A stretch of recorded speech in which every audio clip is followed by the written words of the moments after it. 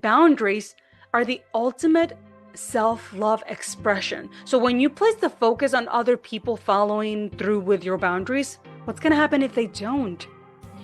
That's why boundaries are for you.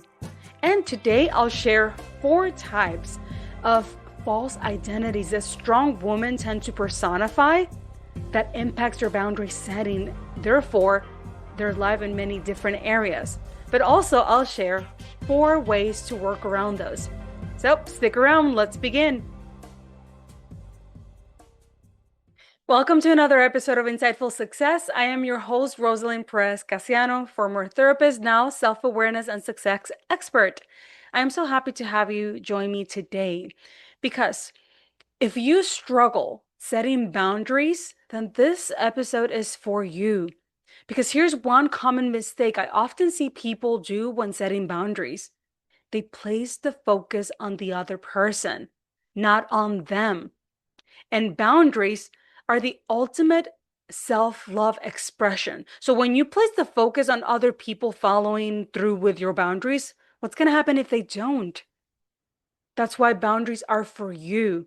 And today I'll share 4 types of false identities that strong women tend to personify that impacts their boundary setting, therefore their life in many different areas. But also I'll share 4 ways to work around those. So stick around, let's begin. Before I do, I would love to reiterate the difference between setting boundaries for other people versus for you.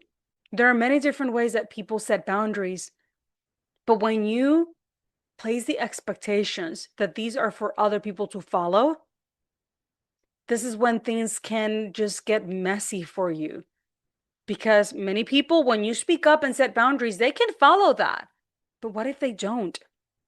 What if they don't? The next step action it's on you for you to reinforce that boundary. But to reinforce the boundary is one of the most difficult things for people to do because it puts them in a conflict position.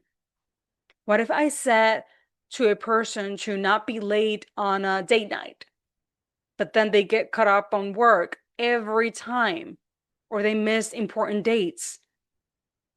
What do you do after that? If it's just get upset or frustrated, but then nothing changes, then guess what? That's exactly what creates patterns. And those boundaries, unmet boundaries, will leave you with the feeling that it doesn't matter what I want, I never get to receive what I desire. Because even if I speak up, other people still run over me or don't respect or do whatever they want to do. And to reinforce a boundary, there has to be a level of connection with how important is that for you and how much you love yourself to put that boundary up first in spite of everything. And this is difficult to do for many people. Because what if it means someone walking out of your life or someone getting upset at you or someone no longer wanting to talk to you or just to change your relationship? Are you willing to go through that? Because at the end, when you don't follow through with what most matters to you, you continually send a message to your subconscious that what other people want and desire is more important than what you want. And I've seen this in different ways, but I'm going to present it to you in 4 personas that are most common for strong women that I've constantly see. And I'm going to explain them in a way that we are either impacting the relationship with ourselves or with others. So the first persona is the perfectionist. And for perfectionists, the detrimental part of perfectionism comes when you break boundaries of self-care, of self-love, of self-acceptance.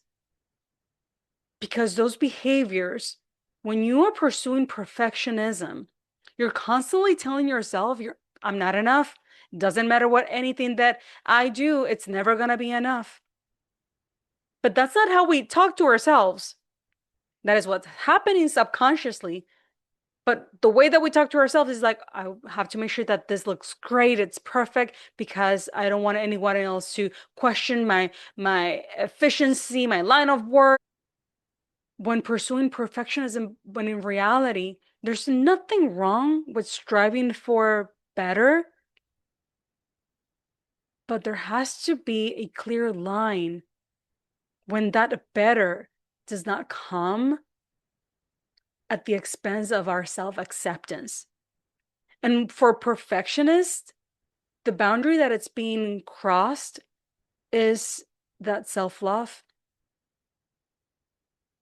It doesn't matter what it's best for my body, for my mind, for my mental health, for my relationships. I will pursue perfectionism over anything else. Another persona I've seen is the people pleaser. And this one, instead of the boundaries for the self, it's the boundaries with others. Because you see, here's what you see people having difficulty saying no, having difficulties raising their prices, or setting boundaries with their loved ones, or constantly overgiving or helping others, even when they feel that they don't have enough time, but then they are always going up and beyond for other people at the expense of what's best for you, your well-being. And it forms a intersectional relationship, because what deep down it says is accept me, love me, and I'll do everything for you, because in exchange, I'll get your acceptance and your love. So when people that tend to please others don't reinforce their boundaries, they continue to solidify a self-image and belief that I need others' validation in order for me to be loved. And there can be many wounds underneath these behaviors: abandonment, unworthiness, you name it. Another persona I've also seen is the controller, is the person that has to have a look at everything and has the last word. And this comes with a big price: relationships, and also with your self-acceptance as well. So the boundaries that are set are really conditional to having safety. But at the end, you're breaking the most intimate relationship with yourself and others at a delicate space, because when you're controlling everything, you don't give room to creativity, to flow, to naturality, to intimacy, to enjoy, to relax, to feel calm. And sometimes the problem is not setting boundaries or reinforcing them. Sometimes the boundaries can be too rigid. And this is something particular to the controller: rigid boundaries. But it can mean many different things. Is it a wall to protect yourself? And I know this firsthand because I've been there. I love doing things and work only by myself, because then I wouldn't have to respond to anyone else or rely on anyone else, or God forbid, ask for help.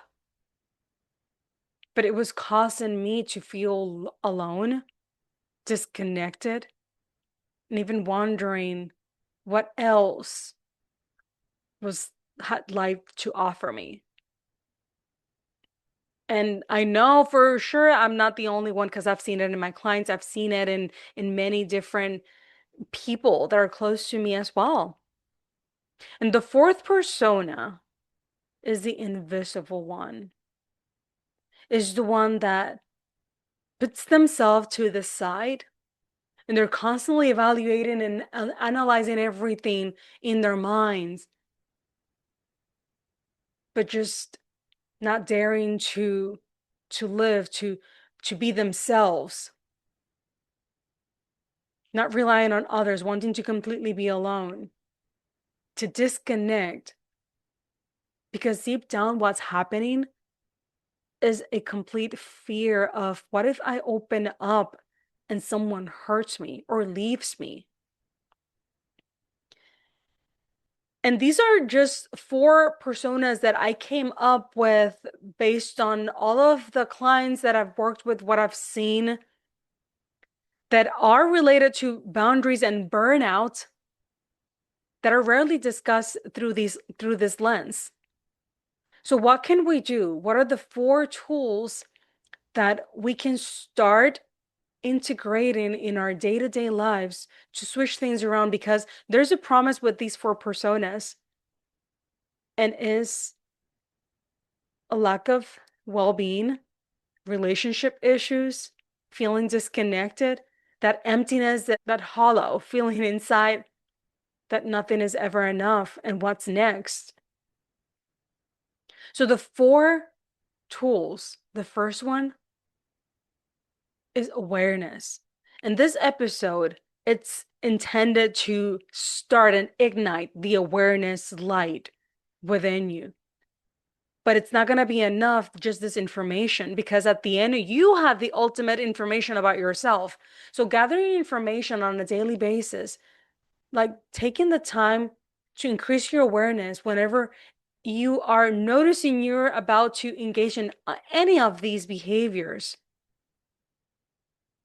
And through that awareness, recognize that this is survival, that it's your body, but to also allow yourself to move into the next step, which is to regulate. Because anything that feels uncomfortable in your body, it's survival.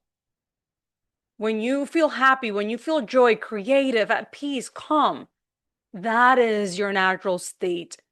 But that's why anxiety, stress, overwhelm, criticism, judgment, all of those things eventually leaves you with a bittersweet, or it leaves you feeling uncomfortable and distressed because you're not your natural state.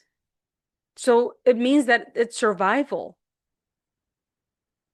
And understanding this, integrating then the second step, which is regulation. You regulate your body by grounding, doing grounding exercises, using your senses to really bring you to your present.